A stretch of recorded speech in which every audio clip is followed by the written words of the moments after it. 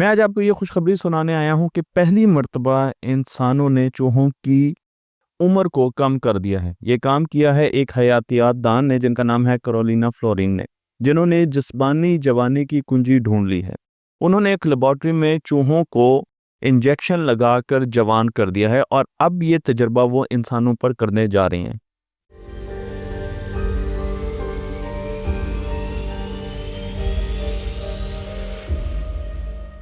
शुरू करते हैं इसी साइंसदान से जो कि एक न्यूरो साइंटिस्ट हैं, पीएचडी हैं, और इन्होंने अपनी पीएचडी 2008 में मिलान से की, इटली से। इस वक्त दुनिया में बड़े बड़े ग्रुप्स की ये लीडर हैं, इन्हें बहुत ज़्यादा फंडिंग मिल रही है और इसी वजह से मैं आपको बेलविच बायोमेडिकल रिसर्च इंस्टीट्यूट की ये हेड हैं। उसके साथ साथ उल्म यूनिवर्सिटी जो जर्मनी की हैं उसमें भी ये रिसर्च साइंटिस्ट हैं, विजिट करती हैं, विजिटिंग रिसर्च साइंटिस्ट हैं। इन्होंने रिसेंटली एक एक्सपेरिमेंट किया है जिसमें इन्होंने चूहों को इंजेक्शंस लगाए हैं और इंजेक्शंस लगाकर इन्होंने कुछ हफ्तों तक चूहों को देखा कि उनमें क्या चेंजेस आती हैं। तो आहिस्ता आहिस्ता वक्त के साथ चूहे जवान होते गए, उनकी जो जिल्द है, उनकी जो फर है वो बेहतरीन होती गई, यंग होती गई और साथ साथ उसमें शाइन भी आना शुरू हो गई। और उसके साथ साथ और भी मैकेनिज्म ये इशारा दे रहे थे कि चूहे जवान हो रहे हैं। इन्होंने पहली मर्तबा एजिंग का, उम्र रसीदगी का मैकेनिज्म इंसानी जिस्म में ढूंढ निकाला है। और इस मैकेनिज्म के ढूंढने से जो फायदा हुआ है वो ये है कि हजारों मैकेनिज्म नहीं है, सिर्फ एक मैकेनिज्म है जिसे इंसानों ने मास्टर करना है और हम अपनी जिंदगी की रफ्तार को आहिस्ता कर सकते हैं। मैं आपको इनकी उस ड्रग की तरफ भी लेकर जाऊंगा जिन्होंने पहली मर्तबा एजिंग को डिफीट किया है, लेकिन अब यही ड्रग इंसानों को दी जाने लगी है। तो कहानी शुरू होती है 15 साल पहले, जब इन्होंने सोचा कि ये इस चीज़ का खोज निकालेंगे कि इंसान कैसे बूढ़ा होता है, उसका जिस्म कैसे आहिस्ता आहिस्ता कमज़ोर होता है। इन्होंने अपनी रिसर्च में 15 साल लगाए और उसके बाद 2021 में इनका जो पहला पेपर था और फिर अब 2025 में भी इनके पेपर हैं, उसमें इन्होंने पहली मर्तबा ये बताया कि मैंने एक प्रोटीन को देखा है जिसका नाम CDC42 है, जो कि आहिस्ता आहिस्ता इंसान के जो स्टेम सेल्स हैं उनके साथ इंटरेक्ट करती है और इम्यून सिस्टम को, हमारे मदाफियाती निज़ाम को वक्त के साथ साथ कमज़ोर करती जाती है। मैं आपको यहाँ पर इनका रिसर्च पेपर भी दिखा रहा हूँ। इसमें इन्होंने बताया कि हमारे जो स्टेम सेल्स है वो वक्त के साथ साथ बदलते हैं और मैं आपको बड़े आसान तरीके से बताऊँगा कि किस तरीके से इन्होंने इस चीज़ को पकड़ा और अब किस तरीके से इस दवाई के ज़रिए ये इसे हैक कर रही हैं और इंसानों को और चूहों को जवान बनाने की कोशिश कर रही हैं। तो जो प्रोटीन है CDC42, ये उम्र के साथ ज़्यादा एक्टिव होना शुरू हो जाती है। जब हम बुढ़ापे की तरफ जाते हैं तो ये प्रोटीन ज़्यादा एक्टिव होना शुरू हो जाती है और ये हमारे स्टेम सेल्स के साथ इंटरेक्ट करती है और इसकी वजह से हमारा इम्यून सिस्टम इसके इंटरेक्शन की वजह से आहिस्ता आहिस्ता कमज़ोर होना शुरू हो जाता है। तो जब कमज़ोर इम्यून सिस्टम हमारे पास होगा तो हमारी बॉडी पर ज़्यादा बीमारियां भी आएंगी, इन्फ्लेमेशन भी आएगी और हम जल्दी बूढ़े होना शुरू हो जाएंगे। मैं आपको एक एग्जांपल दे रहा हूं सबसे पहले इम्यून सिस्टम को समझाने के लिए कि आप देखें कि एक जवान बंदे के पास इम्यून सेल्स जो कि बी सेल्स और टी सेल्स भी होते हैं, इनका वाफर ख़जाना होता है। ये वो सेल हैं जो कि किसी भी बाहर के थ्रेट को, चाहे वो कोई वायरस हो, चाहे वो कोई बैक्टीरिया हो, उसे रिकग्नाइज करता है, पहचानता है, उसे ख़त्म करता है और फिर उसका रिकॉर्ड भी अपने अंदर रख लेता है कि अगली मर्तबा जब ये बैक्टीरिया आएगा या ये वायरस आएगा तो मैं इसको फ़ौरन पहचान लूँगा और फिर मैं इसको फिर इस पर हमलावर होऊंगा और ख़त्म कर दूंगा। तो इस तरीके से हम इन्फेक्शन से बच जाते हैं। लेकिन इसी तस्वीर में आप देख सकते हैं कि बी और टी इम्यून सेल्स जवानी में हमारे पास बहुत ज़्यादा होते हैं, लेकिन वक्त के साथ साथ जब हम उम्र रसीदा होते हैं तो ये सेल कमज़ोर होना शुरू हो जाते हैं, इनकी जो गिनती है वो कम होना शुरू हो जाती है। Number of B and T cells आहिस्ता आहिस्ता कम होना शुरू हो जाते हैं और उसके साथ साथ इनकी जो इफेक्टिविटी है, इनकी जो परफॉर्मेंस है उसमें भी फ़र्क होता है। ये अब सही तरीके से थ्रेट को पहचान नहीं सकते, उसे ख़त्म नहीं कर सकते। हमारे बॉडी में जितने भी पैथोजेनिक माइक्रोब्स आ रहे हैं, ख़तरनाक किस्म के माइक्रोब्स आ रहे हैं जो कि हमने लाल रंग से यहाँ पर दिखाए हैं, ये उन्हें मुकम्मल तौर पर ख़त्म नहीं कर पाते। और उसके साथ साथ यही सेल एक ख़ास केमिकल एक्सक्रीट करना शुरू कर देते हैं जिसे साइटोकाइंस कहा जाता है। साइटोकाइंस जो कि ग्रीन डॉट्स में आपको दिखाया गया है, ये हमारी बॉडी के लिए अच्छा है क्योंकि ये इन्फ्लेमेशन को, इन्फेक्शन को ख़त्म करता है। लेकिन अगर ये ज़्यादा पैदा होना शुरू हो जाए हमारी बॉडी में, क्योंकि इसने लड़ना है जो बाहर से थ्रेट आ रहा है, तो ये हमारी बॉडी में इन्फ्लेमेशन करना भी शुरू कर देता है, इन्फेक्शन करना शुरू कर देता है। बी और टी सेल जिस तरीके से कम होते जाते हैं जब हम बुढ़ापे की तरफ जाते हैं, तो नंबर ऑफ इम्यून सेल्स, जिनको हम माइक्रोफेजेस कहते हैं, ये एक और किस्म के इम्यून सेल्स हैं, ये बढ़ना शुरू हो जाते हैं, जो नीले रंग से आपको दिखाए गए। इनकी शक्ल भी देखें तो डिफरेंट है।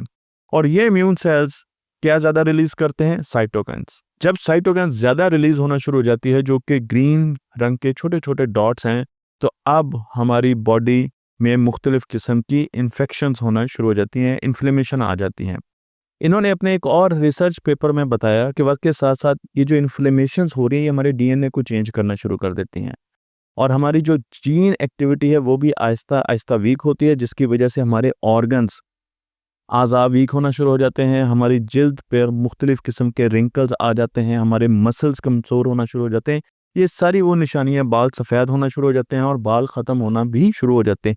ये वो सारी निशानियाँ जो कि हमें बुढ़ापे की तरफ लेके जा रही हैं। फ्लोरियान ने एक ख़ास किस्म की ड्रग का इस्तेमाल किया जिसे कैसीन कहा जाता है, और इन्होंने जब कैसीन का इस्तेमाल किया तो पता चला कि ये प्रोटीन CDC42 को उसको कमज़ोर कर सकती है, जो कि वक्त के साथ साथ ज़्यादा ताकतवर होती थी और हमारे इम्यून सिस्टम को कमज़ोर करती थी।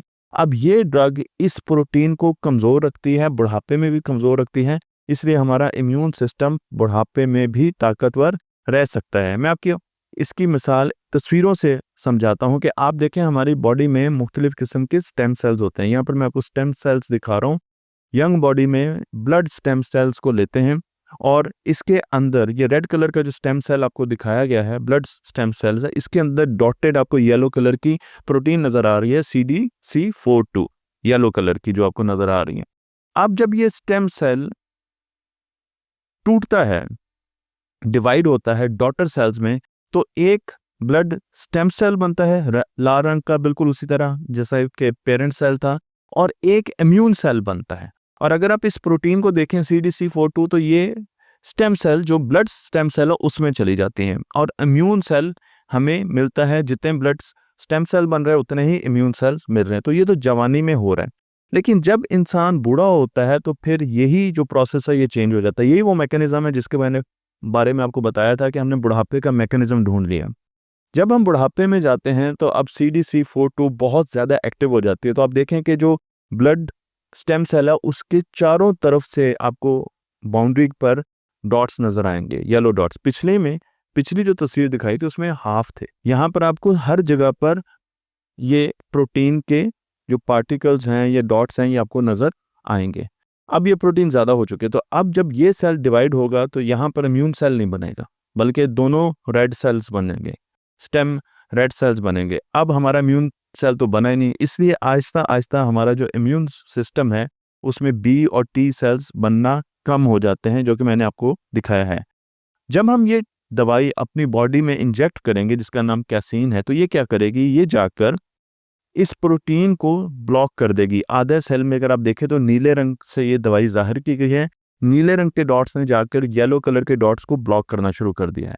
यानी वही सिचुएशन आ गई है जब जवानी के जो ब्लड स्टेम सेल्स थे वही हमें यहाँ पर नज़र आना शुरू हो गए। तो अब जब ये हाफ ब्लॉक्ड सेल डिवाइड होगा तो इससे एक रेड ब्लड सेल, जो स्टेम सेल एक्चुअली, वो हमें नज़र मिलेगा, और उसके साथ साथ एक इम्यून सेल भी बनेगा। तो बिल्कुल वही प्रोसेस हो रहा है जो कि जवानी में हो रहा है। तो हमारा इम्यून सिस्टम जो है वो दोबारा रिवैम्प होना शुरू हो जाएगा, बढ़ना शुरू हो जाएगा। इन्होंने अपने एक्सपेरिमेंट में चूहों को 4 टीके लगाए, थोड़ी डोज दी, तो ये देखना चाह रही थी कि इस दवाई का कोई साइड इफेक्ट तो नहीं है, इसलिए इन्होंने चूहों को बहुत थोड़ी क्वांटिटी में ये डोज दी, कैसीन की डोज दी। इन्होंने 4 टीके लगाए 4 दिनों में, और उसके बाद चूहों को रख दिया गया और देखते रहे कि उनमें क्या चेंजेस आती हैं, क्या साइड इफ़ेक्ट आते हैं। तो साइड इफ़ेक्ट किसी किस्म का नहीं देखा गया, बल्कि चूहों को बहुत देर तक रखा गया, सिर्फ चंद हफ्तों तक नहीं, बहुत अरसे तक रखा गया कि कोई ऐसा साइड इफ़ेक्ट जो 6 महीने के बाद हमें नज़र आए, लेकिन कोई साइड इफ़ेक्ट हमें अभी तक इस स्टडी में दिखाया गया कि नज़र नहीं आया। लेकिन सेल लेवल पर इस प्रोटीन के जो लेवल्स थे वो कम हो गए, ये प्रोटीन कम होना शुरू हो गए, और चूहे आहिस्ता आहिस्ता जवान होना शुरू हो गए। चूहों का जो मसल मैस है, इस रिसर्च पेपर में बताया गया है, जो कि नेचर में पब्लिश किया गया, क्योंकि ये बहुत बड़ी रिसर्च है, इससे पूरी इंसानों की ज़िंदगी बदल सकती है। उसमें बताया गया है कि हमने 50% जो चूहों के मसल स्ट्रेंथ है उसको इम्प्रूव किया। अगर 50% चूहों की मसल स्ट्रेंथ इम्प्रूव हुई है तो क्या उनका स्टेमिना भी 50% इम्प्रूव हुआ है? जब चूहों से एक्सरसाइज करवाई गई तो पता चला कि जी हाँ, बिल्कुल उनका स्टेमिना भी 50% इम्प्रूव हुआ था। इसका मतलब ये है कि वो जवान हो रहे थे। उसके साथ साथ हमारे पास बॉडी के अंदर भी बहुत से क्लॉक हैं जो कि हमारी जो बायोलॉजिकल एज है उसके बारे में हमें बताते हैं, जिसे एपिजेनेटिक क्लॉक्स कहा जाता है। ये क्लॉक्स हमारे बायोलॉजिकल एज को सेल लेवल पर मॉनिटर कर रहे होते हैं। और जब चूहों में देखा गया तो पता चला कि उन चूहों के जो उम्र थी वो 9 हफ्ते कम हो गई। 9 हफ्ते अगर इंसान की उम्र में हम उसको ट्रांसलेट करें तो वो 5 साल बनती है। यानी अगर ये टीके पाके इंसान को लगाए जाएं तो हो सकता है कि इंसान 5 साल जवान हो जाए। और उसके बाद फिर जब चूहों को रखा गया तो पता चला कि 9 हफ्तों से भी बढ़कर ये तकरीबन 12.5 हफ्ते ज़्यादा रही। यानी चूहे इतनी देर अपने बाकी चूहों से ज़्यादा जिंदा रहे, तो उनकी उम्र जो है वो बढ़ गई है। इंसानों पर अब ये रिसर्च करने जा रही हैं और इन्होंने इसके लिए जो चूज़ किया है, इस 2 तरीके हैं ये दवाई इंजेक्ट करने की। अब इस दवाई को इंसानों पर किस तरीके से लागू किया जाएगा? हो सकता है कि इंजेक्शन के ज़रिए हमारी बॉडी में इंजेक्ट कर दिया जाए, ब्लड स्ट्रीम में इंजेक्ट कर दिया जाए, एक तरीका ये है।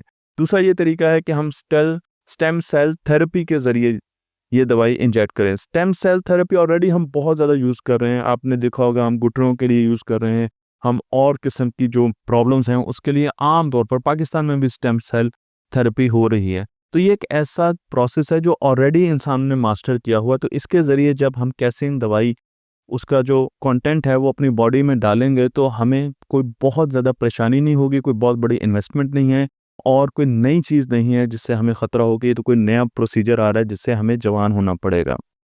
अब इस पर रिसर्च होने जा रही है और इस वक्त जब मैं ये वीडियो बना रहा हूँ तो इस पर रिसर्च हो रही है और हम देखते हैं कि क्या ये इंजेक्शन हमें 5 साल से ज़्यादा उम्र के लिए छोटा कर सकते हैं। और जो प्रोमिसेस है इस दवाई में वो बहुत ज़्यादा है और इन्हें मिलियंस ऑफ डॉलर्स एड मिली है इस प्रोजेक्ट को दिखाने के लिए। और इनका जो ग्रुप है इस वक्त जो साइंस में सबसे महंगे ग्रुप हैं जो कि रिसर्च कर रहे हैं उनमें से एक ग्रुप इनका है। तो हम उम्मीद रखते हैं कि इनको इस दवाई में भी कामयाबी मिलेगी और जो मुस्तकबिल में इनकी कामयाबी हैं उन पर भी हम वीडियोस बनाते रहेंगे। तख्ते ऑनलाइन को लाइक कीजिए, शेयर कीजिए और इस चैनल को दोस्तों तक पहुंचाते रहिए।